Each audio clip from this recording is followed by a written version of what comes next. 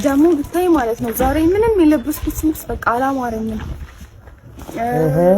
እስኪ የሆኑ ጎረምሶች አሉ በእናትሽ ያስፈር ቁጭ ብለዋል ማለት ነው። እነሱ ከለከፉኝ አምሮብኛል ማለት ነው። እነግርሻለሁ ሴቶቹ የእነሱ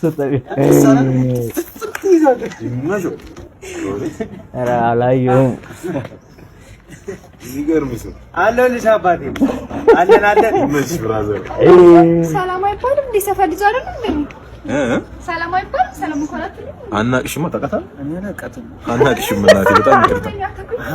በሆነች ዘፈን እኔ እንጃ ዛሬ እያዩሽ ነው።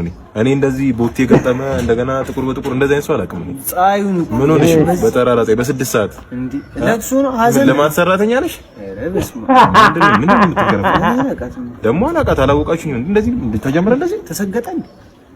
ኧረ